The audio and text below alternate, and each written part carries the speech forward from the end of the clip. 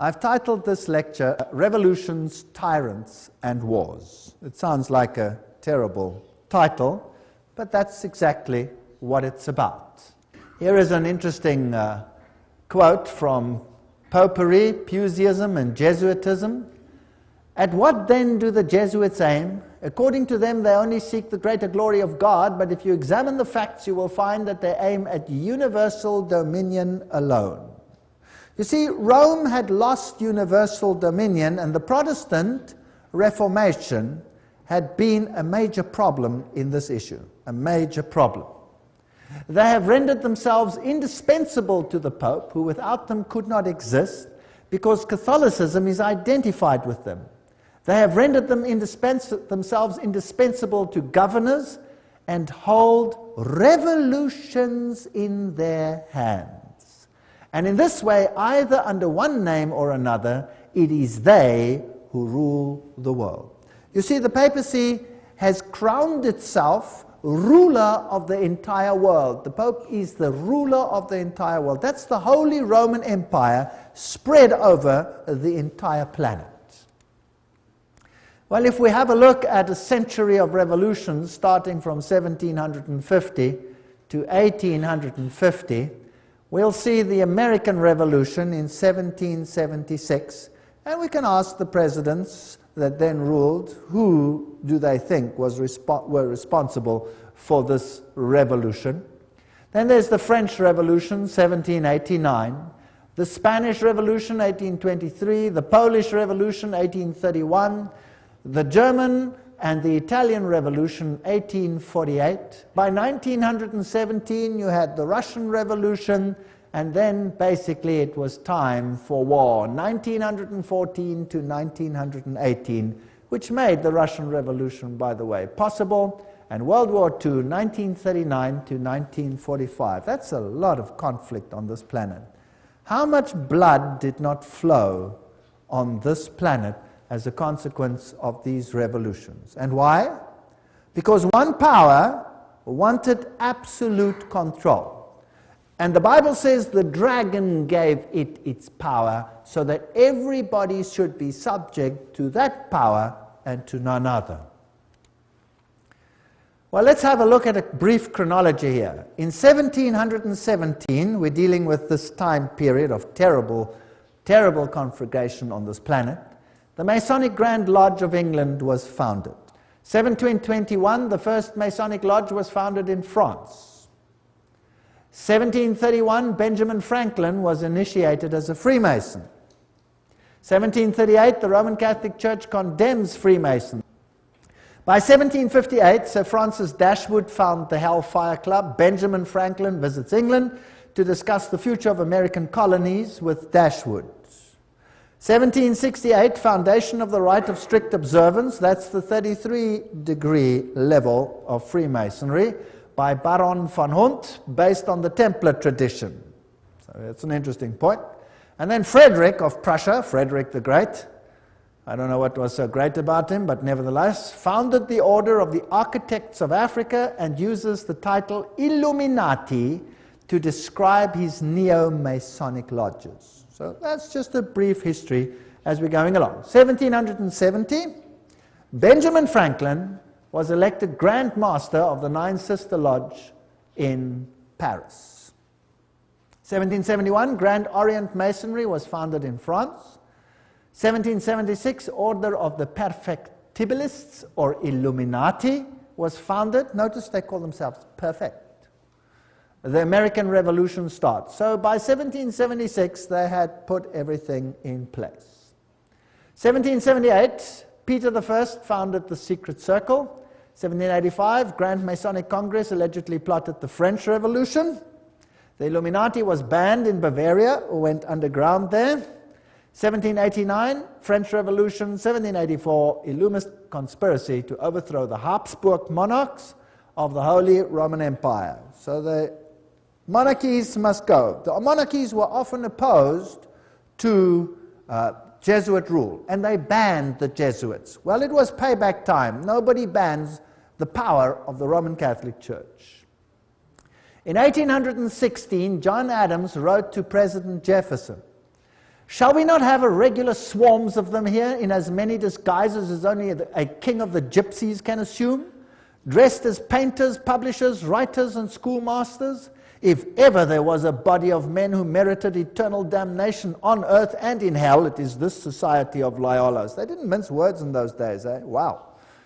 That's the new Jesuits. There's the quote. Everything I say has got a quote. Now, many writers warned of this great conspiracy of the Jesuits. Samuel Morse, remember, the founder or the inventor of the Morse code, wrote, "The author undertakes to show that a conspiracy against the liberties of this republic, the United States, is now in full action. Under the direction of the wily Prince Metternich of Austria, who, knowing the impossibility of obliterating this troublesome example of a great free nation by force of arms, is attempting to accomplish his object through an agency, an army of Jesuits. The array of facts and arguments going to prove the existence of such a conspiracy will astonish any man who opens the book with the same incredulity as we did." So, those are the people that the presidents believed were behind all these conspiracies. President Abraham Lincoln himself said the Protestants of both the North and the South would surely unite to exterminate the priests and the Jesuits, if they could learn how the priests, the nuns, the monks, which daily land on our shores under the pretext of preaching their religion, are nothing else but emissaries of the Pope, of Napoleon III, who was a high Freemason, of course, and other despots of Europe, to undermine our institutions, alienate the hearts of our people from our constitution and our laws, destroy our schools, and prepare a reign of anarchy, here as they have done in Ireland, in Mexico, and in Spain, and wherever there are any people who want to be free. That's quite a statement. 50 years in the Church of Rome, the priest Father Czenicki wrote, he used to be a Catholic and then became a Protestant. "This war would never have been possible without the sinister influence of the Jesuits. We owe it to popery that we now see our land reddened with the blood of her noblest sons." Abraham Lincoln, 1865, 16th President of the United States. Lincoln's private letters that were burnt by his son Robert, restated by Charles Czenicki, who was the personal confidant of the President. In a letter dated 22 January 1870, Mazzini wrote to Pike. Now, Albert Pike is this high Mason who wrote the manual, if you like, of Scottish Freemasonry. He said the following: "We must allow all of the federations to continue just as they are. It must appear as things are as they were in the beginning, with their systems, their central authorities, and diverse modes of correspondence between high grades of the same right, organized as they are at present, but we must create a super right, which will remain unknown, to which we will call those Masons of high degree, whom we shall select. With regard to our brothers in Masonry, these men must be pledged to the strictest secrecy. Through this supreme right, we will govern all Freemasonry, which will become the one international center, the more powerful because its direction will be unknown." Now, Albert Pike wrote a letter to Mazzini, and that was dated August 15, 1871, in which he propagated that there should be a world order, a one order where all nations are under the control of one central organization. And in order to achieve this, they planned the First World War, to overthrow the power of the Tsars in Russia, protector of orthodoxy, and bring about an atheistic communistic state. Did that happen? The Second World War, that's also written long before the event, to originate between Great Britain and Germany, to strengthen communism as antithesis to the Judeo-Christian culture, and bring about a Zionist state in Israel. Did it achieve this objective? Yes? In fact, after this war, Israel, in its present form, was reinstated under the protection of Britain. And then, interestingly enough, a Third World War, a Middle Eastern war involving Judaism and Islam, and spreading internationally. Well, here's another quote, just in case people don't like that quote. Mazzini with Pike developed a plan for 3 world wars, so that eventually every nation would be willing to surrender its national sovereignty to a world government. The first war was to end the Tsarist regime in Russia, the second to allow the Soviet Union to control Europe, the third world war was to be in the Middle East between Muslim and Jews and would result in Armageddon. Interesting. Now, how were they going to do it? Let's read what Albert Pike wrote about these wars and how they were going to be unleashed. He wrote, quote, "We shall unleash the nihilist and the atheist," so the destroyer and the atheist, "and we will provoke a formidable social cataclysm which in its horror will show clearly to the nations the effect of absolute atheism. Origin of savagery in the most bloody turmoil. Then everywhere the citizens obliged to defend themselves against the minority of revolutionaries will exterminate these destroyers of civilization, and the multitude, disillusioned with Christianity, will receive the pure light through the universal manifestation of the pure doctrine of Lucifer. The destruction of Christianity and atheism, both conquered and exterminated at the same time." Wow, what a clever plan. So you rub the two systems which you create up against the other. You create atheism as an antithesis to the Judeo-Christian culture. You have these two clash until they rub each other up, and then out of that you will get a new world order where you have a new religion which is far more esoteric and actually honors Satan. Isn't that a rather clever plan? Well, it's very successful. That is why Ordo ab Cao is the verse, if you like, that Freemasonry uses. This is one of their documents, remember, that I photographed in a Masonic lodge. And Weishaupt is the father of Jacobinism. You will remember that we spoke about that in Revelation chapter 11. And Jacobinism was the power that propagated the French Revolution. And we did this in Revelation chapter 11, where the Bastille was stormed, liberty leading, the goddess of reason was enthroned instead of Christianity. So Christianity was removed and another reign began. The monarchy was deposed, and Louis and his wife lost their heads, the beheading of Marie Antoinette, and that put an end to that monarchy. Then Robespierre, he headed the Jacobin clubs, and a reign of terror commenced, which in its bloodshed and its violence rivals anything that we have seen to date. The great philosopher, if you like, of the French Revolution was Voltaire. Now you can look it up in any Encyclopedia Britannica. They will tell you who Voltaire was. He was a Jesuit.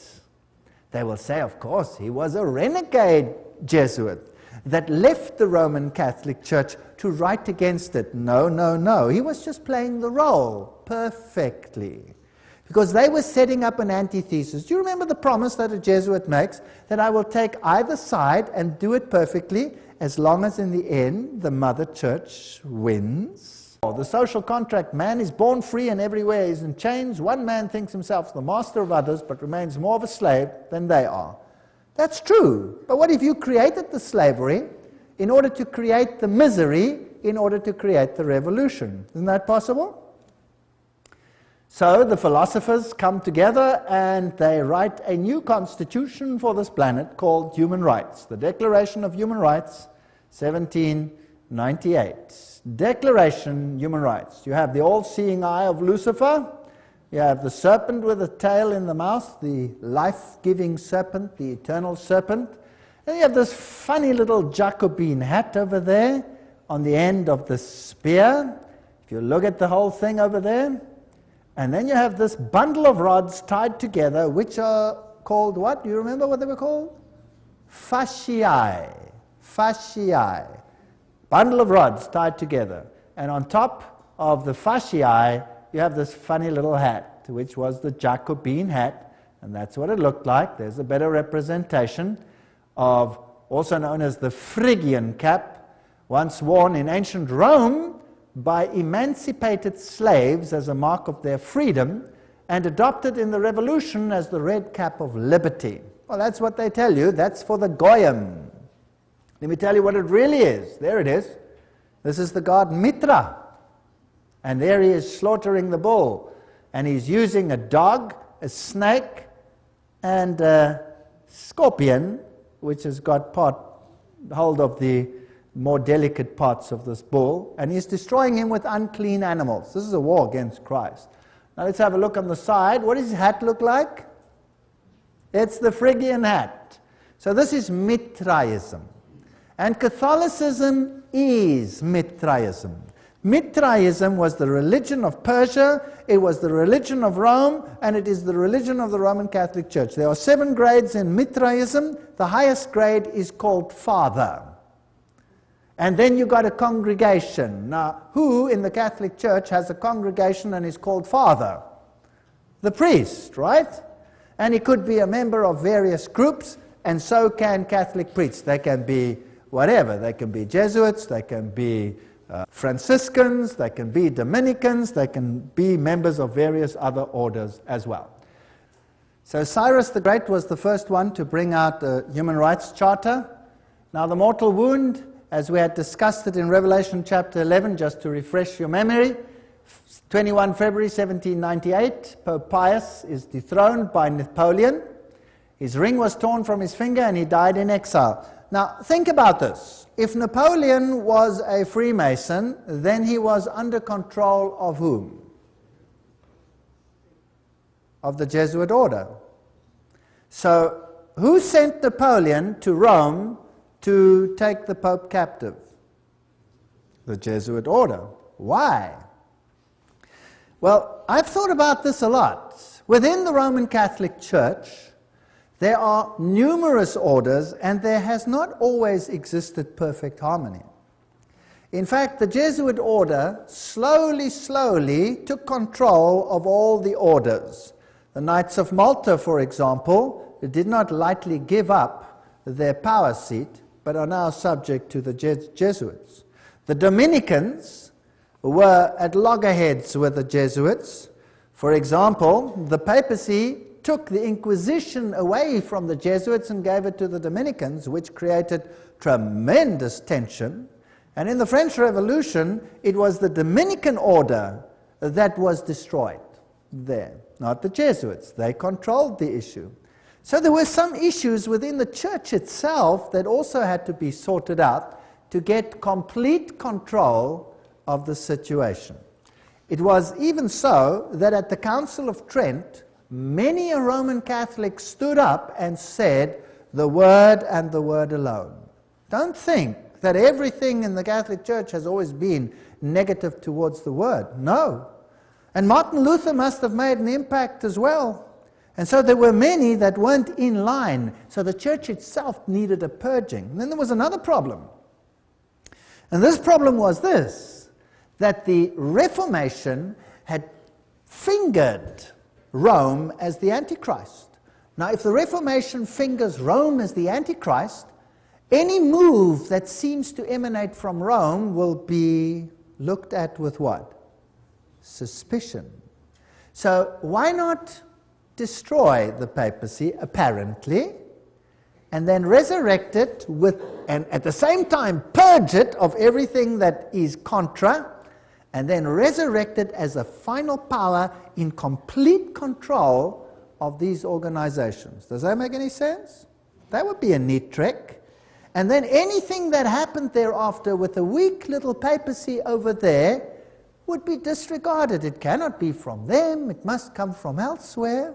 That is how secret societies work. They walk behind fronts, behind fronts, behind fronts. So let's see what happened. By 1804, Pius watches Napoleon crown himself emperor. Napoleon then takes the Vatican State, so Rome is diminishing. By 1848, Mazzini attacks Rome, and Pope is exiled, Papal States are gone. So this power is gone. The Protestants literally relaxed, basically. Dangerous thing to do. Berthier takes the Pope captive.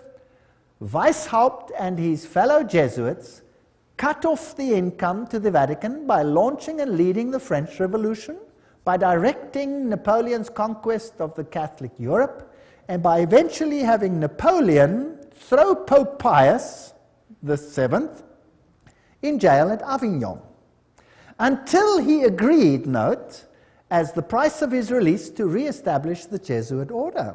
It had been banned, even in the Catholic Church, imagine that. So it had worked underground. This Jesuit war, or maybe it had been banned purposefully to make it seem as if there was a war. You never know, because these people are superb liars. But this is history, this is what happened. This Jesuit war in the Vatican was terminated by the Congress of Vienna and by the secret 1822 Treaty of Verona. There's the quote. Everything I say has got a quote. I'm not making anything up. After Pope Pius was released from Napoleon's prison, he formally restored the Jesuit order with a papal bull. Now that is the strongest worded statement that a pope can bring forth. In 1814, and the Pope added in this bull, if any should again attempt to abolish it, the Society of Jesus, he would incur the indignation of Almighty God and of the holy apostles Peter and Paul. So this could have been a ruse, it could have been a game, what could have been real, whatever the situation is, we will never really know until the curtain is removed one day. But religious freedom for all. And revolutionaries take to the streets and do what they feel they have to do. Joseph Bonaparte, here he is, 1768, 1844, King of Spain, and he was Grand Master, Grand Orient in France. So here you have all the Masonic connections. This comes from the Masonic book, Masonic sources. Napoleon, himself a high Freemason, is now waging war in the whole of Europe, cleaning up the monarchies, and then he has a war with England. Now, who controls England by this stage? The Freemasons. So we have a Battle of Waterloo, and these are the generals that fought on the two sides. Michel Ney and E. von Grouchy, they are on the side of Napoleon. High Freemason, Napoleon, High Freemason. On the other side, you have General Blücher. Those who are German will know a statement that goes, "Ran wie Blücher an der Katzbach," which means, General Blücher at the river Katzbach, he gave Napoleon blazes. High Freemason. And G. von Schnarrenhorst, High Freemason. They were all Freemasons. So this war, was it really a war, or was it a planned war? Now, who are the orchestrators of the First World War? Well, there he is, Kaiser Wilhelm I. What has he got on? This comes from a Masonic book. He's got his Masonic apron on. He's a High Freemason. That's what he was. Here is Kaiser Friedrich der Große. There he is, with his Freemason regalia from a Freemason book. They're proud that these kings were all Freemasons. So the whole war situation is being planned by Freemasons, who are being run by who? By the Jesuits. Now let's have a look at America quickly. Here is this grand building, the Capitol. There is the foundation stone, and it says, laid Masonically, September 17, 1932. Okay, so by that time, America was ruled by Freemasonry.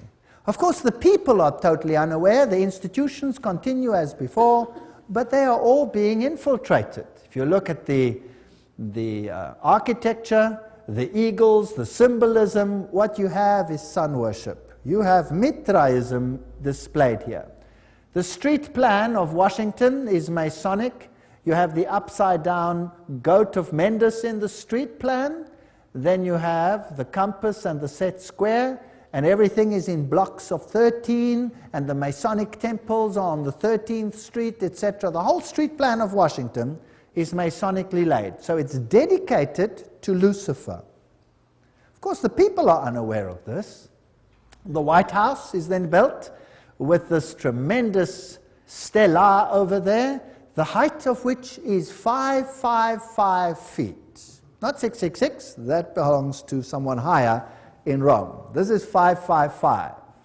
And isn't it interesting that 555 is the number that Hollywood uses? Have you ever heard when they say, what's the telephone number on any TV program or any one of those? Oh, it's 555, blah, blah, blah, blah, blah. Have you heard of that? It's dedicated to Hollywood. By the way, at Hollywood is the wood they use to make a witch's staff. So it's dedicated to Lucifer. It's witchcraft. But that's just besides the point. So here is the stela. Who laid these foundations? The Freemasons. So let's ask them what it means.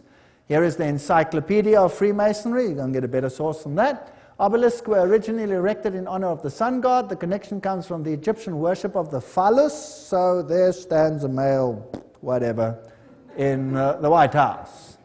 So we don't have to go. It's dedicated to Osiris and to Isis.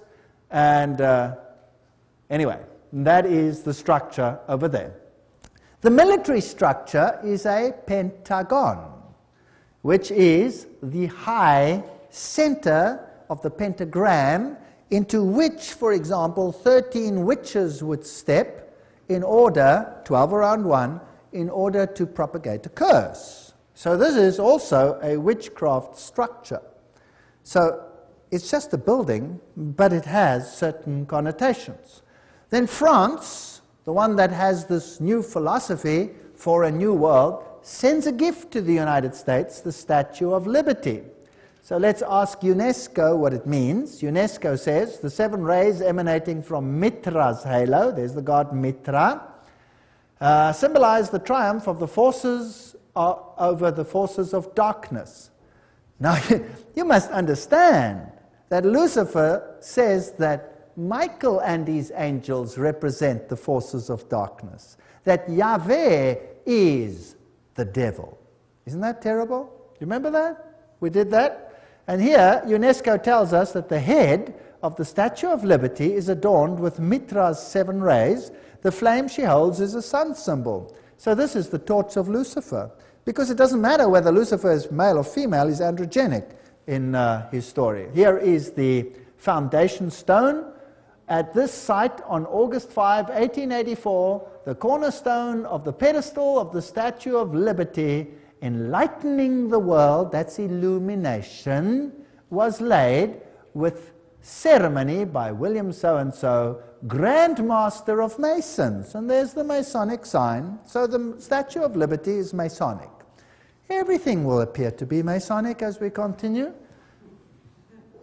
Tex Mars writes, towering above the shimmering but polluted waters, she holds in her outstretched arm and her hand the torch of fire and light, a gift of the Masonic order. The modern inheritors of the Illuminati heritage of the Statue of Liberty was sculptured by Frederic Bartholdi, a member of the Masonic Lodge of Alsace-Lorraine in Paris, France. The statue is significant to the secret societies plotting the New World Order. There you go. Right, by 1854, Pius declared the Immaculate Conception of the Virgin Mary. Now, Mary she's always been there in Roman Catholicism, but now Mary is being placed into the very center and legitimized as the Mother of God and as an entity in heaven. In 1869, Pius summons the First Vatican Council, and in 1870, the Dogma of Papal Infallibility is published. Now we have another God on earth. And Ultramontanism triumphs. The Jesuits see to it that all power is concentrated in one man. What happens then? By 1917, the Russian Revolution. And you had this interesting Fatima message. There's a link with Islam there, but never mind, we'll come to that in the next lecture. Russia will be converted, the Holy Father will consecrate Russia to me. And then there was a vision of hell, and the third vision was that the present Pope would have an assassination attack, which happened. Now, it's not too difficult, if you've planned all these things from the beginning, to say what will happen. You see? Not too difficult. Now let's have a look at the parallels between the Jesuit French and the Russian revolutions. They worked like this. Both revolutions were based on communist writings of Freemasons, Voltaire, Marx. The Jesuits perfected communism on their reductions in Paraguay. So in Paraguay, they tested whether this would work or not and perfected it there. Both revolutions plundered the state churches. Both revolutions ended the monarchies. Both the Bourbon and the Romanov dynasties had expelled the Jesuits. Both of them were gone. They weren't going to take this chance again. Both revolutions produced republics in form, but absolute monarchies in power, controlled behind the scenes by the people that were now in control. Both revolutions declared atheism as the religion of the state. Both revolutions carried out a reign of terror by an inquisitional secret police. And boy, was that some reign of terror. Millions died. Stalin is personally responsible for the death of millions of people.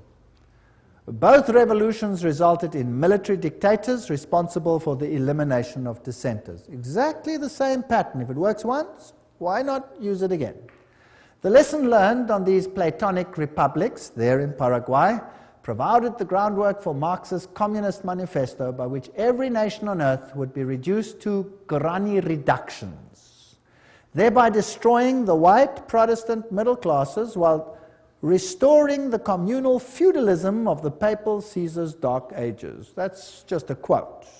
Well, it's a bit sharp, but it more or less sums it up. So Karl Marx, by 1844, wrote the Communist Manifesto. That's when he wrote it. That's when it was published, 1848. By 1928, Papal Nuncio in Germany leads the Catholic powerful center party to the right and helps skyrocket Adolf Hitler to power. Now, who's Adolf Hitler? By 1929, Pius disbands the Catholic Party. It's done its job, and people are ready to vote. And in the same year, he crowns himself sovereign ruler of the world. What arrogance. Now the Pope is sovereign ruler of the world. In the same year, he signs the documents. Now a ruler has to have a country, and he gets his papal state back, the smallest state in the world. And the papacy now again qualifies as a political entity.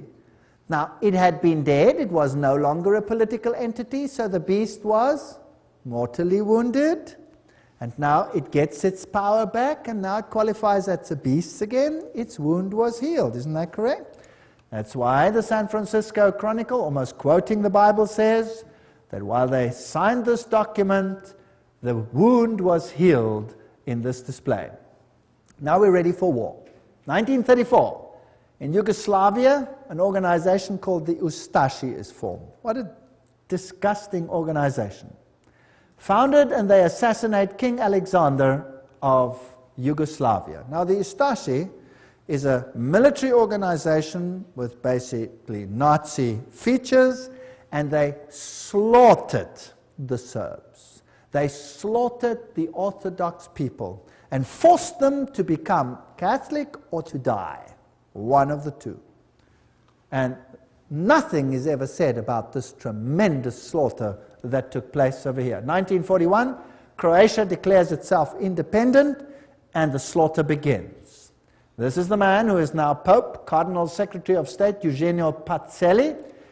There is his family, all of them Masonic connection, and of course, they have the Banco di Romano at their disposal with Rothschild money. This man, does he have Masonic features? Yes. Here he is at his election. His cell number was 13, a very important number in Freemasonry. There he is in the Masonic triangle stamp that they produced.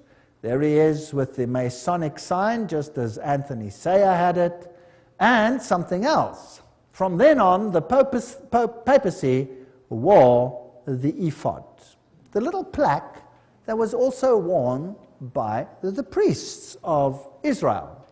Now, let's ask Albert Mackey, a 33-degree Freemason, to quote to us what this means. He says,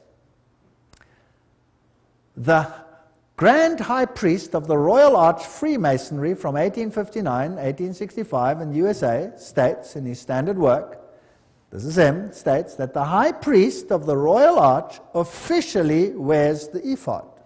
So who's the high priest of Freemasonry? And there is the Pope.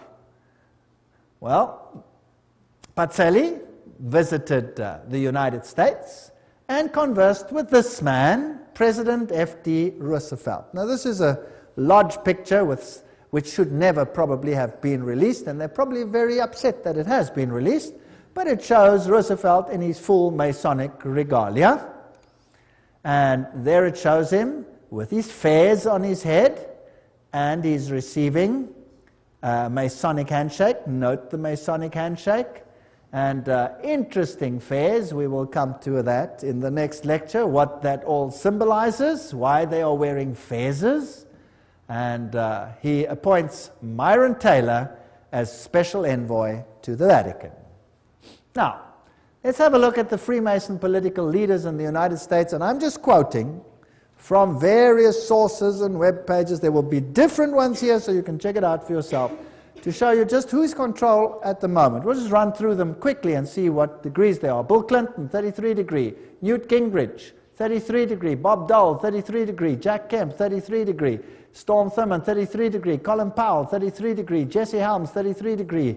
Barry Goldwater, 33 degree. Al Gore, probably 33 degree. Then another one over here, another one, James Monroe, Andrew Johnson, James Garfield, McKinley, Roosevelt, of course, William Taft, Franklin Roosevelt, Harding, Lyndon Johnson, Gerald Ford, Ronald Reagan, George Bush, all of them, Yitzhak Rabin, Yasser Arafat, Prince Philip, Duke of Kent, many others. Here's another source. Saddam Hussein, that's interesting, we'll have to come to him, 33 degree Freemason. Tony Blair, 33 degree. Gerhard Schröder, Prime Minister of Germany, if you like, President, 33 degree. Benjamin Netanyahu, 33. Yasser Arafat, 33 degree. Ronald Reagan, Gorbachev, Helmut Kohl, Shimon Peres. Helmut Kohl is also a committee of 300. Francois Mitterrand, 33, was Grand Orient Lodge, of course. Yitzhak Rabin, Willy Brandt, all of these old ones were Freemasons. Some more. Joseph Stalin. He was Illuminati. He was a member of the Grand Orient Lodge. Leon Trotsky, Grand Orient Lodge. Kissinger is a member committee of 300. J. Edgar Hoover, 33. Cecil John Rhodes. Aleister Crowley. Walt Disney was a 33 degree Freemason. Olive Palm, Al Gore, Tony Blair, Joseph Mengele. That's interesting. That's the mass murderer of the Nazis. He was Illuminati. Robert McNamara. You name it. They're all there. Billy Graham. Oops, sorry. Let's move on. Colonel John Glenn, Buzz Aldrin, everyone who's ever been up in space has to be a Freemason of the highest degrees. Edgar Mitchell, all the way through, Francis Bacon, Lord David Owen, all the negotiators, Richard Halbrook. I'm just running through some of them. Alan Greensprang, Peter Wallenberger, Queen Elizabeth is the queen of the Bilderbergers. Prince Philip, Queen Beatrix, she's the committee of 300. Prince Bernard of the Netherlands, committee of 300. And so we go on and on and on and on. Ted Kennedy, Rockefeller, David Rockefeller, Teng Hui, Baron von Rothschild. Hillary Clinton is 6 grand dame. She's a very high Freemason. Albert Pike, of course, you know, Bertrand Russell, Otto von Habsburg, Weishaupt, all the way back. Here is Edgar Hoover. President Dwight D. Eisenhower there honors him with the 33 Grand Cross at the special White House ceremony. They're not ashamed of any of this.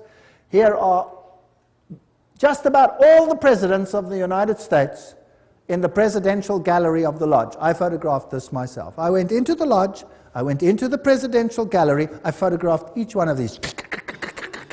And then, me? Not me. Anyway, there they all are as Freemasons. If we look at the American dollar, some very interesting things happened under the time of Roosevelt.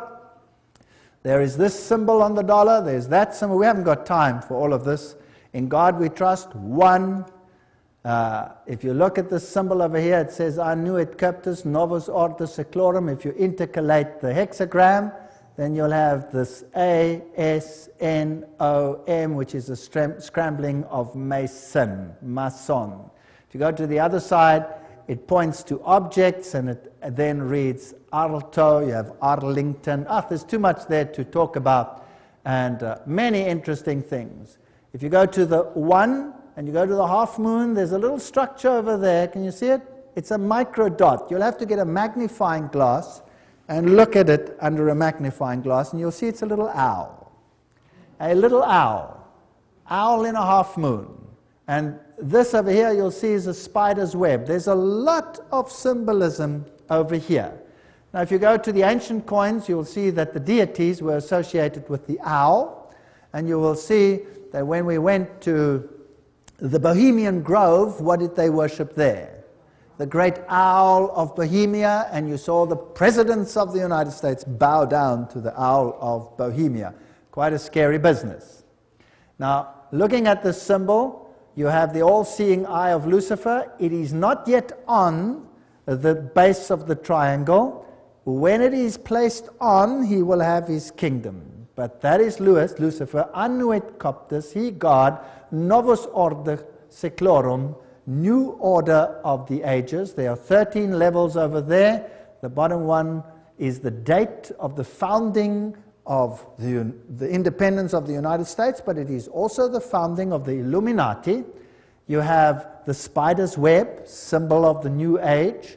You have over here the band, the ribbon of Lucifer.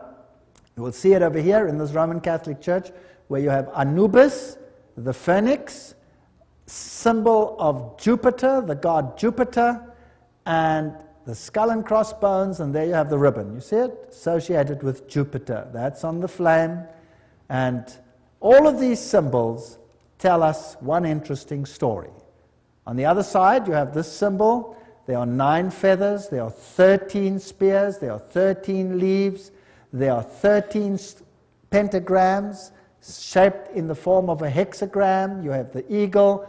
You have this statement over here, a pluribus unum, out of many one. We're going to reunite all nations. So that's the symbolism of a new world order on the dollar.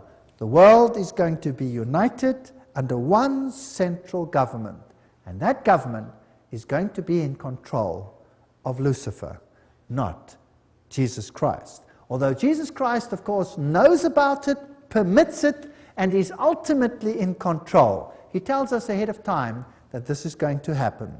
And then the end of the story is that Jesus will reign on this planet. Revelation 13:11, and I saw another beast coming up out of the earth, and it had 2 horns like a lamb, and he spoke like a dragon. We're going to deal with this prophecy in detail in another lecture. It exercises all the authority of the first beast, which we will find will be Roman Catholicism before it, and causes the earth and those that dwell in it to worship the first beast whose deadly wound was healed. So here was now a Protestant ally that would enforce papal doctrines. But that's in another lecture, complete lecture, called Two Beasts Become Friends. If we look at the architecture even, it is interesting. That is St. Peter's. That is the Capitol building. The architecture is identical. Of course, the building itself was designed, the American one, by Freemasonry. And Freemasonry is in control by whom? The Jesuit order. Now let's have a look at some of the symbolism over there and some of the interesting issues. We are now ready for the Second World War, and the 3 main role players of the Allies are this man over here, Winston Churchill, and he was a what? 33-degree Freemason. We saw Roosevelt in his full Masonic regalia. He was a 32 or 33-degree Freemason. And then we have Stalin, who was, of course, Grand Orient member, so 33-degree Freemason. They're all on one side. Extract from a report by Ambassador Harriman in Moscow to the State Department, June 30, 1944. Stalin paid tribute to the assistance rendered by the United States to Soviet industry before and during the war. He said that about 2/3 of all the large industrial enterprises in the Soviet Union had been built with United States help or technical assistance. The other third had been Britain. So who built the USSR? Who built it? The West. The West financed it and built it. Here you can see Winston Churchill in his Druid Masonic Lodge with all his Druid fellows around him. So these are genuine facts. This isn't just conjecture. What about the other side? Hitler. Hitler said, I learned much from the order of the Jesuits. Until now, there has never been anything more grandiose on earth than the hierarchical system of the Catholic Church. I transferred much of this organization into my own party. The SS was constituted according to the Jesuit principles. Himmler, head of the SS, was closely associated with the Jesuits through his father and brother. Hitler said of him, I can see Himmler as our Ignatius of Loyola. And Joseph Goebbels was also a trained Jesuit. So, the two sides, who controls them both? The same parties. This is called thesis, antithesis. Goebbels, Himmler, these people were Jesuits. They were fascists. Adolf Hitler, fascist, using the symbolism of the sun god, the Maltese cross, the symbols of the sun god. Here he is with Hindenburg himself, of course, a Freemason. This thing is all entirely planned. Gaining the youth on his side. One of the principal Catholic personalities to help Hitler to power was Franz von Papen. And Franz von Papen, of course, leader of the Catholic Party, helped to skyrocket Hitler to power. So the Catholic Church skyrocketed Hitler to power. And these are posed pictures. They have Masonic meaning, but we'll get to that later. The Reichsadler, chosen as the symbol, Masonic symbol. And the supposed happy alliance in the beginning, which then deteriorates. Here you see the salute with the Masonic activities associated with it. Here he is together with the church leaders, and here you can see the cardinals giving the Heil Hitler salute. So the church was very much involved with the Nazi movement. There is a bunch of cardinals giving the Heil Hitler salute. The Pope and the Führer, you will recall that even to this day there is tremendous anger about Pope Pius having now been declared on his way to sainthood because of his connection with the Nazi movement. Well, here is the new Reichsbischof Ludwig Müller, the Protestant one, who greets Adolf Hitler with a nice handshake. The previous one, the previous Protestant bishop, no longer lived because Adolf Hitler had him executed. So this one must have been a puppet on the religious side. So the Catholics and the Protestants next to each other. Now understand the war. Let's think about the war. Who is the problem in terms of the Roman Catholic Church? Firstly, the Orthodox Church in the East had been a problem. The First World War sorted that out. The Tsar had been removed, and the Orthodox Church had been subjected, as were all the churches, to make it look right, by atheistic communism. But the leaders of communism were all Catholics. In fact, I have traveled in many of those countries, and the old people all told me, now we understand why the leaders of the communist regimes, why they all attended the Catholic Church. Why, if they were all atheists, were they such good Catholics? Well, this mighty army is built up, but Germany is divided. The north of Germany, and particularly the east of Germany, is all Protestant. They're Lutherans. And they are skeptical of the papacy. Whereas the south of Germany is all Catholic. In the Orthodox countries, like the entire USSR, you have the Orthodox Church controlling the mindset of the people. Now, since the takeover of communism, that has been reduced or subjected, and the Orthodox Church has been subject to the state. Now comes this mighty war. The symbols being carried here are the symbols of Lucifer. They're also used in Theosophy. There you can see them. There's the swastika, the all seeing serpent, and Adolf Hitler himself was a tremendous occultist. Of course, as a Jesuit insider, he would be, but of course, his outer garb of religion was Catholicism.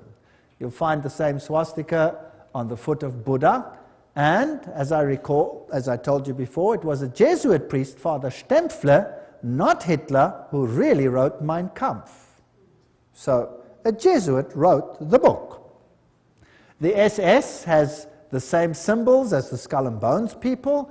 The skull with the crossbone, meine Ehre, heißt Treue. My honor means Treue, to be loyal, loyalty. The SS had been organized by Himmler according to the principle of the Jesuit order and became basically the new, if you like, Inquisition. And anybody who did not obey the system was destroyed. Now we read much in the literature about 6 million Jews who were destroyed. But we read nothing about 2.5 million of the most brilliant people in Germany, all the professors, all the intelligent, highly educated Germans who were killed by Adolf Hitler. You see, thinking people cannot be tolerated in such a regime. Downgrade the mindset.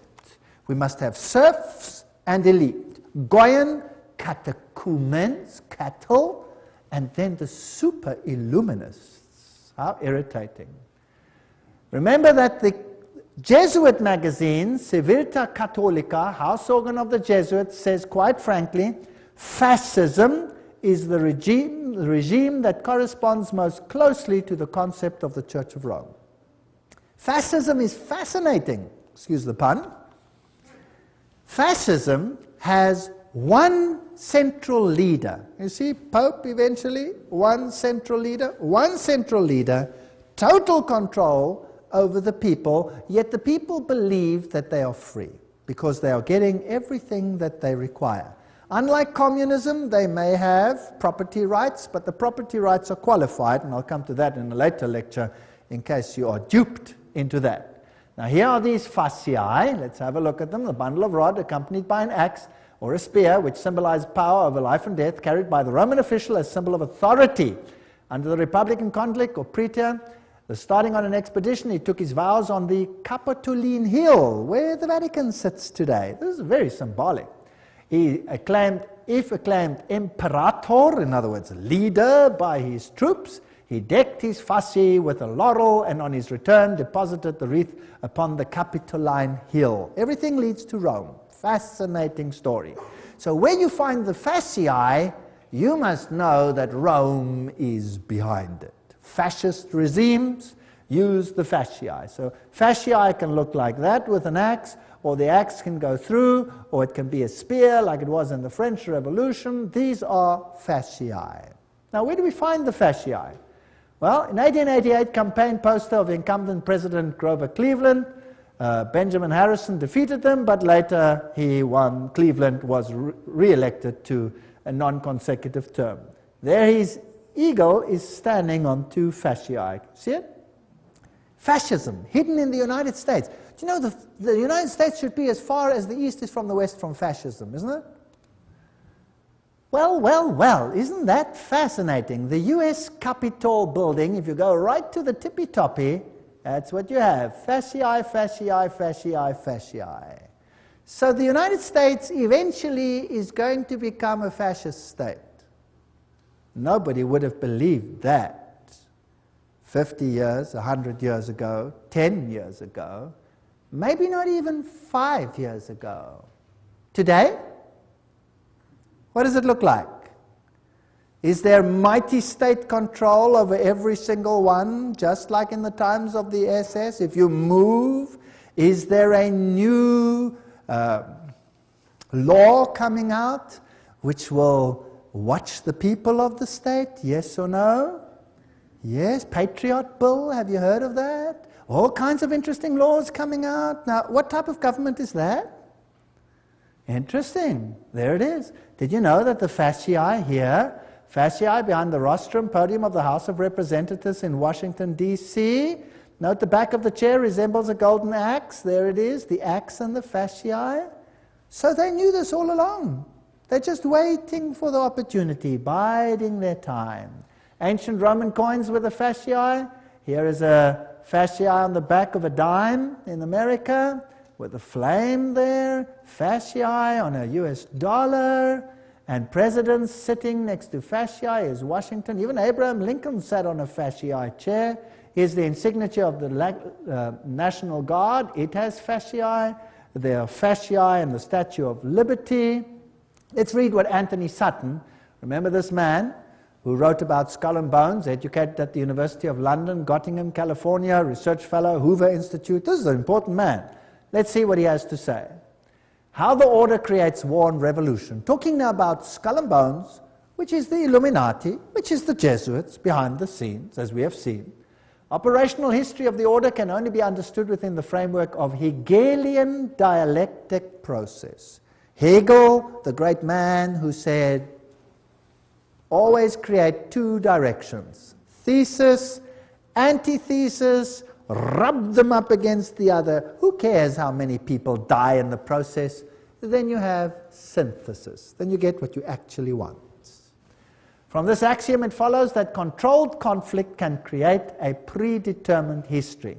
For example, when the Trilateral Commission to subject managed conflict, etc., we read this quote before, so I'll just skip it. The synthesis, that's which comes together, sought by the establishment is called the New World Order. Without controlled conflict, this New World Order will not come about. Random individual action of persons in society would not lead to this synthesis. It's artificial. Therefore, it has to be created. So you hear about a war here and a war there and a revolution here and a revolution there. Revolutions have to be financed. You never hear where the money comes from to finance them. Who finances the revolutions? Who runs them? You see? So you have Nazis against Soviet Unions, North Korea, North Vietnam, ad nauseum against the United States. The conflict built profits while pushing the world ever closer to a one-world government. Now, isn't it logical that that's what Satan wants? He wants a one-world government. So, in Hegelian philosophy, the conflict of political right and political left, or thesis and antithesis in Hegelian terms, is essential to forward movement of history and historical change itself. Have you noticed that every country has a left party and a right party? Have you heard about that? And your country has it too, otherwise there would be no point to vote, right? Two of them. Now, let's have a look how this is worked. President Woodrow Wilson made this statement. This is now a president speaking. Some of the biggest men in the United States in the fields of commerce and manufacturing know that there is a power so organized, so subtle, so complete, so pervasive, that they had better not speak above their breath when they speak in condemnation of it. Aha, so here is a power that controls things. Karl Marx in Das Kapital posed capitalism as thesis and communism as antithesis. Now you'll have Jesuits clamoring for capitalism and you'll have Jesuits clamoring for communism. The clash of opposites must, in the Hegelian system, bring about a society neither capitalist nor communist. That's synthesis. Moreover, in the Hegelian scheme of events, this new synthesis will reflect the concept of the state as God and the individually as totally subordinate to an all-powerful state. If you don't do what the state says, sizzle fits. That's what Adolf Hitler practiced. 2.5 million Germans, sizzle fits, gone. What then is the function of Parliament? Now take note, I'm not saying this, I'm reading it. I get criticized for this statement. You cannot believe. Please don't criticize me. Write to these people. I'm just quoting. What then is the function of a parliament, a congress, for Hegelians? These institutions are merely to allow individuals to feel that their opinions have some value, and to allow a government to take advantage of whatever wisdom the peasant may accidentally demonstrate. All right? Now let's see how Hegel puts it himself. This is now the great philosopher Hegel where the politicians bow down to him. He says, by virtue of this participation, subjective liberty and conceit with their general opinion, individuals, can show themselves palpably efficacious and enjoy the satisfaction of feeling themselves to count for something. In other words, we're just idiots. So if you vote, who are you voting for? I'll tell you who you're voting for. I always say this. They vote for the devil in pink or the devil in blue. The vote makes no difference. It's a joke. Politics is a joke. War, the organized conflict of nations for Hegelianism, is only the visible outcome of the clash between ideas. As John Dewey, the Hegelian darling of modern education system, puts it, he's in control of the whole new world education. War is the most effective preacher of the vanity of all merely finite interests. It put an end to the selfish egoism of the individual, by which he would claim his life and his property as his own or as his family's. Did you get that? Now, surely Rome doesn't think like that. Oh, I'll show you papal bulls which will make your hair stand on end. New ones. Compare this to the spirit and letter of the Constitution of the United States, which says absolutely the opposite. All right? So for these elitists, the state is supreme, and a self-appointed elite running the state acts indeed as God on earth. The rest are catechumens, cattle, goyim. College textbooks present war and revolution as more or less accidental results of conflict, but they're never in Western textbooks will you find the evidence that revolutions need finance, and the source of the finance, in many cases, traces back to Wall Street. Operational vehicles for conflict creation, the key to modern history is in these facts. The elitists have close working relations with both Marxists and Nazis. They play on both sides because what they have created is just a game. In this memorandum, we will present the concept that world history, certainly since 1970, reflects deliberately created conflict with the objective of bringing about a synthesis, a new world order. So let's have a look how it worked. Here's the order. The thesis is Marxist Russia, Second World War now. The antithesis, Nazi Germany. Who financed them? Who financed the Russians? Guarantee Trust Company. Who financed the Nazis? Guarantee Trust Company. And then you have Harriman, formerly of Harriman and Company, etc., etc. Same people over here. Harriman, Nazi interests. Same people finance both sides. Then you have the Bolshevik Revolution, 1917 and 1933, Hitler's ascension to power, conflict between the two, tremendous profit, and the result, post-World War II, United Nations as the first step to a new world order. There you have it. Beautifully. Financed by the same sides.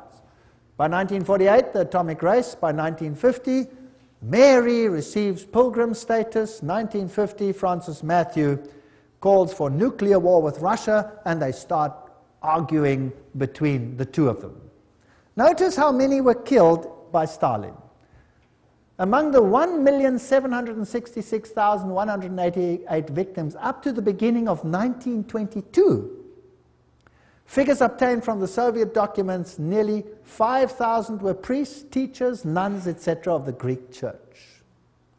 As soon as the persecution extended to the millions of Lutheran, Reformed, Baptist, Methodist, and especially Mennonite Christians, the circulation of the Bible is not only strictly forbidden, but punishable by exile. So that's what Stalin did.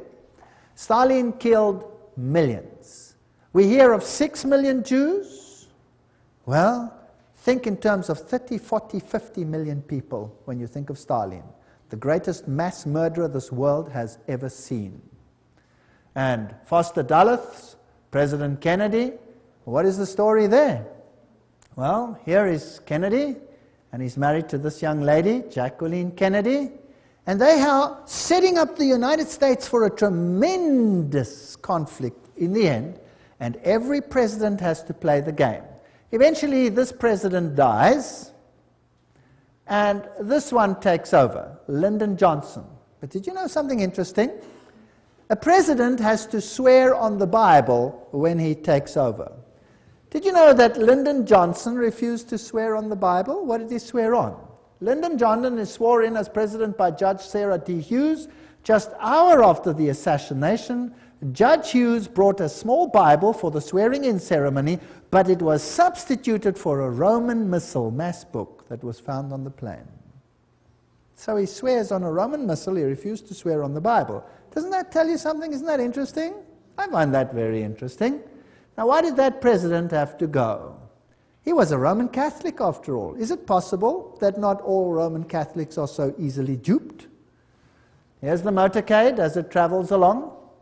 Here you have Mrs. Kennedy helps the Secret Service agent, Clint Hill, climb into the car at the back when the president was shot. And here are the roses she received. Very interesting. Here is Dallas, 11/22. On November 22, 1963, John Fitzgerald Kennedy, 35th President of the United States, visited Dallas. That's interesting. Also the number 11 over there. That's the building. Here's the building from which he was apparently assassinated, from that window, so they say. There it is, a little bit larger. And here's the plaque where they have written what happened over here.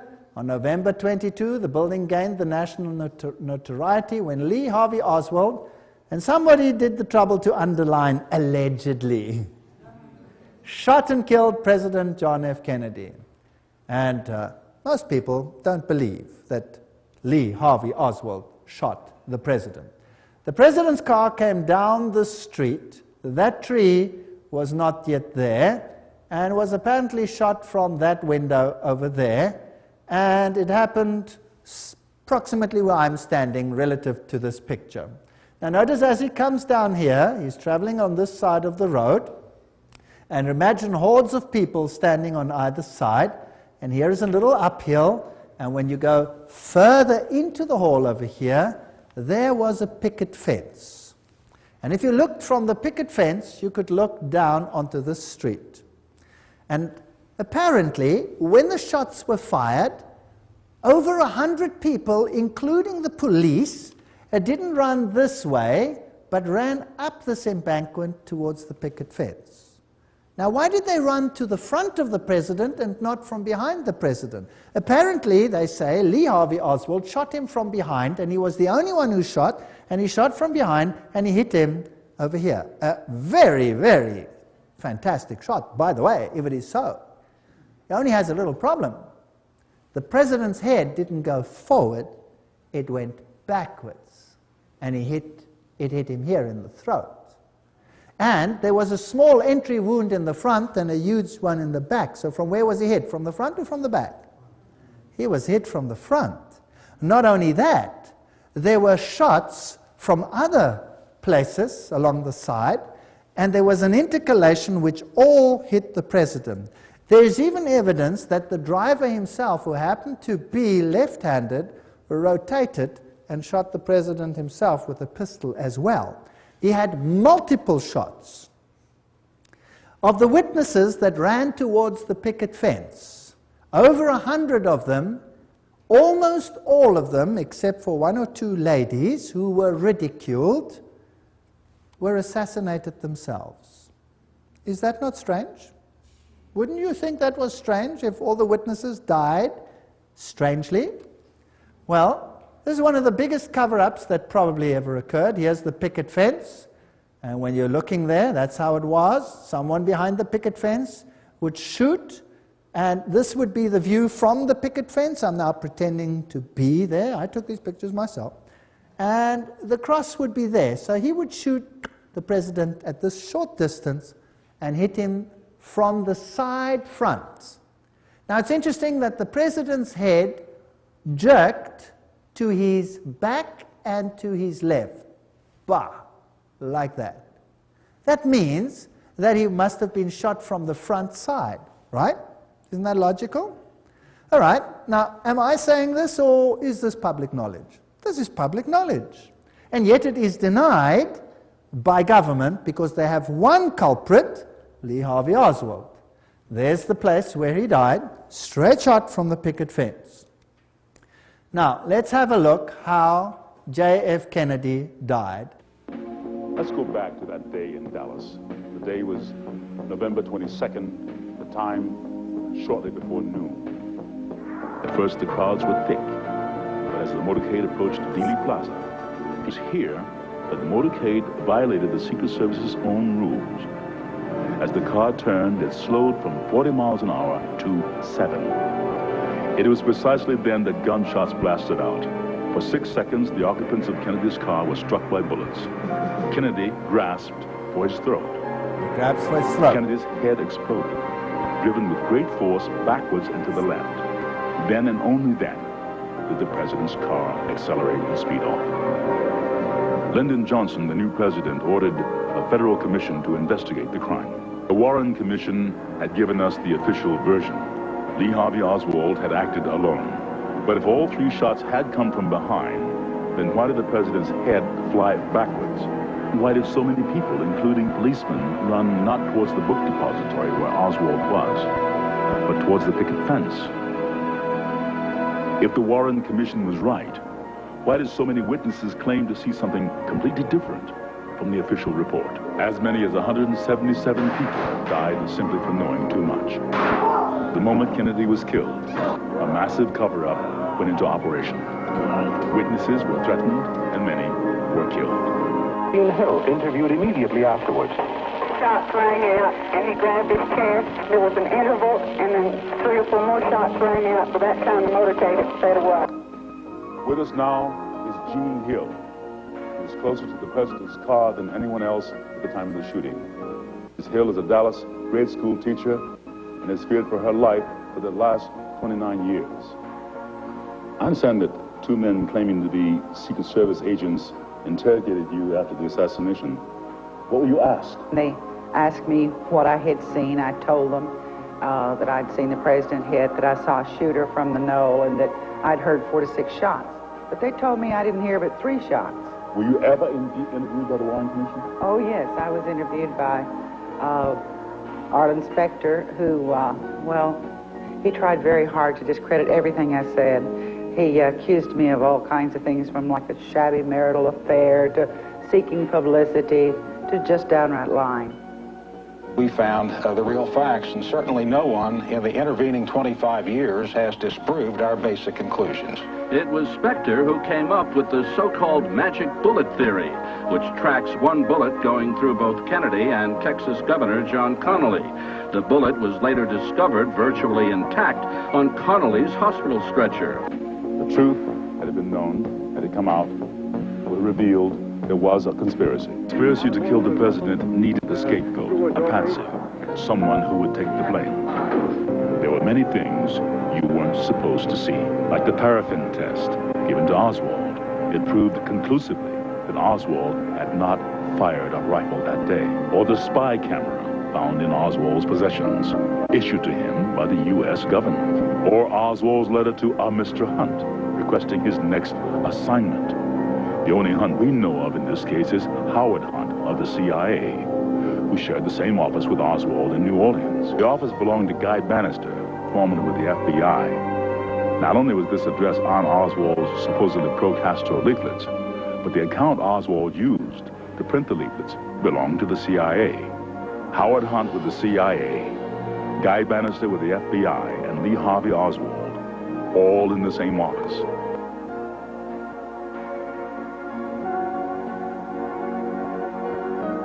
Kennedy's motorcade was arranged to make 2 turns, taking him directly into a triangulation. The first shot came from the picket fence. It hit Kennedy in the throat. The second shot came from the Dow Tex building, next to the book depository. It entered Kennedy's back. The third shot came from the southwest corner of the book depository, 7th floor. It hit Connally. The fourth shot came from the Dow Tex. It narrowly missed, hit the curb, wounding a bystander. The 5th and 6th shots were fired almost simultaneously, from the depository and from the picket fence. Both hit Kennedy in the head, one from above, moving him forward. Then, an instant later, one from the front, tossing him back.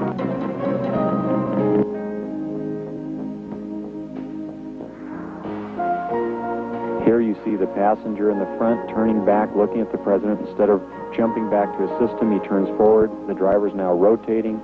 The weapon comes into view, and he fires. You'll see this repeatedly in these sequences. Kennedy's been shot in the throat. He's leaning to his left. The driver now begins to rotate. His left arm comes over his right shoulder, and he fires now. Again, you see the driver rotate. You see the weapon come into view. He's rotating again. The weapon is in view. He fires. You can clearly see his head turning and his arm and the weapon extending into view over his right shoulder.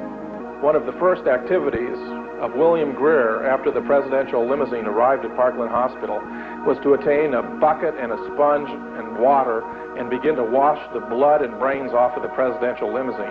There's a new theory about the assassination of John F. Kennedy. A government scientist says police audio tapes provide new evidence of a second gunman. If it could be proved that the sound on the tape was a gunshot and that, in fact, it came from the grassy knoll, then it would provide some evidence that there was a second gunman in addition to Lee Harvey Oswald. But so far, few who agree with the conclusion made by Thomas.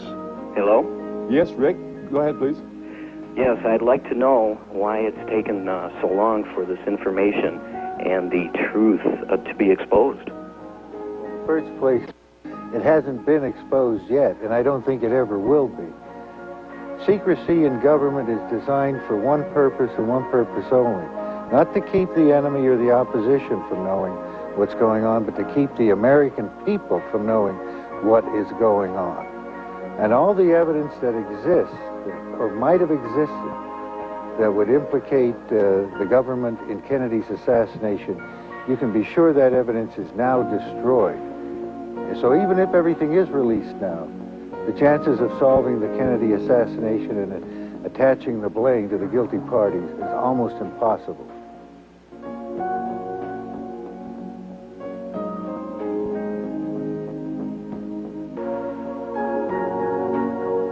Kennedy was changing the status quo. He decided he could no longer trust the CIA. He was transferring covert operations directly to the Joint Chiefs of Staff. Shortly after that, he fired Allen Dulles, who had been the Director of Central Intelligence since 1953. Kennedy continued to make enemies as he pulled back from world confrontation. He ordered U.S. troops out of Vietnam. This was an incident that took place. Well, you saw that driver rotate, if you could see it. It was very difficult. You could see his head go back. You could see all these things. Vatican Assassin says, but after the failure of the Bay of Pigs invasion, President Kennedy changed due to his betrayal by the Jesuit Council of Foreign Relations in the person of McGeorge Bundy. He sought to break the CIA into 1,000 pieces. Now, the CIA would be like the SS. Why break that? Then he called for a return to America's currency to the gold standard. That was a major problem that would stop the Federal Reserve. And another thing that he said, I will separate church and state. I think that was a big mistake that he made in the eyes of the Jesuits. Remember that Loyola said, finally let all with such artfulness gain the ascendant over princes, noblemen, and magistrates of every place, that they may be ready at our beck even to sacrifice their nearest relations and most intimate friends when we say it is for our interest and advantage. That's fascinating. We know, of course, that Jacqueline Kennedy was raised in a Jesuit convent, but let's leave it there.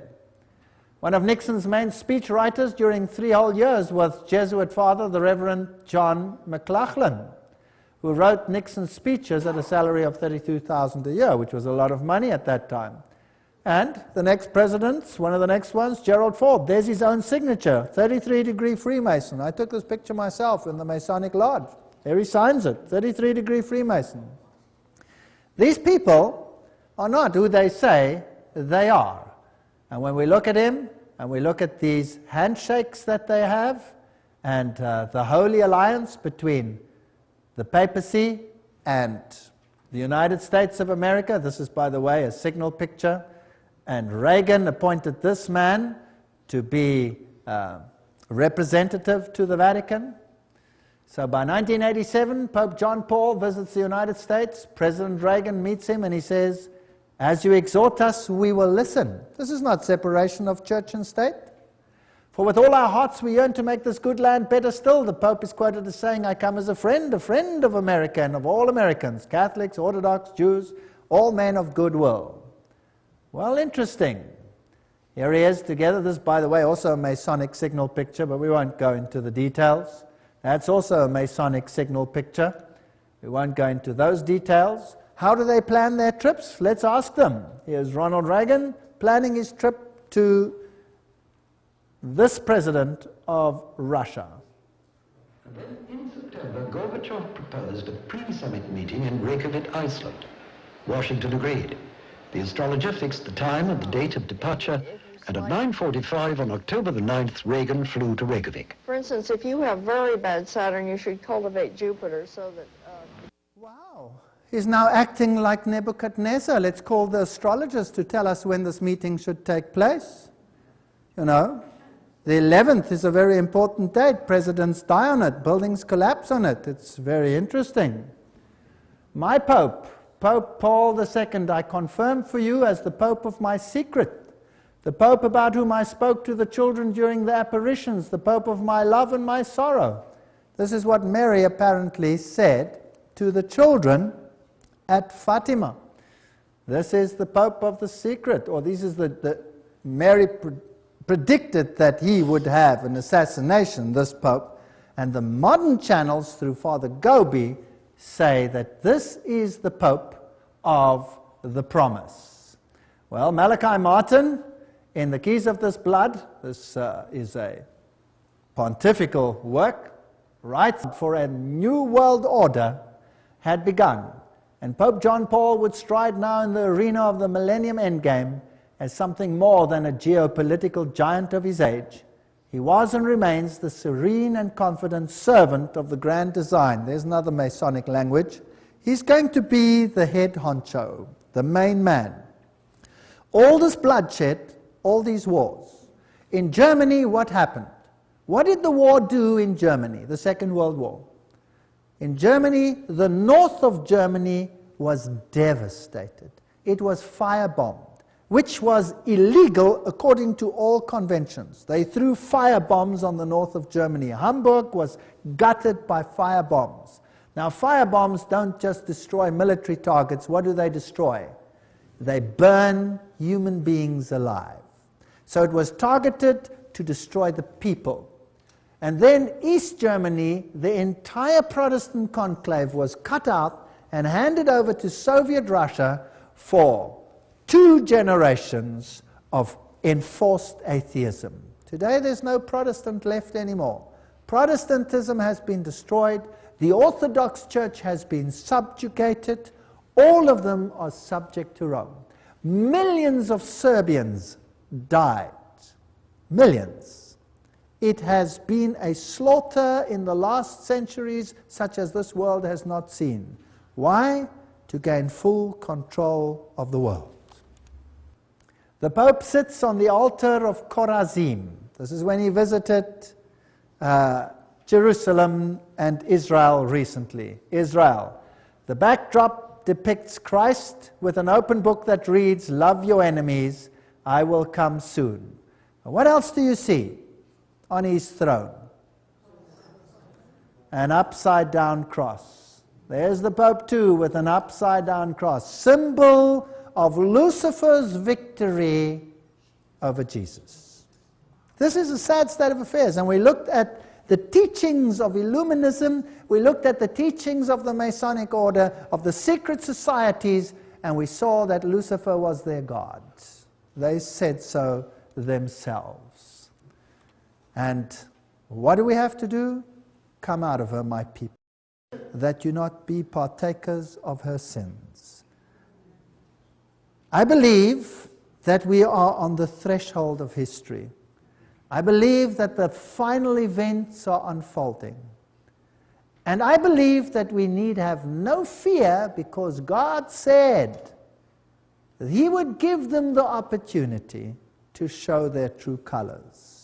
The final apostasy against God will end in the greatest victory the universe has ever seen, and the kingdom of God will soon be ushered in.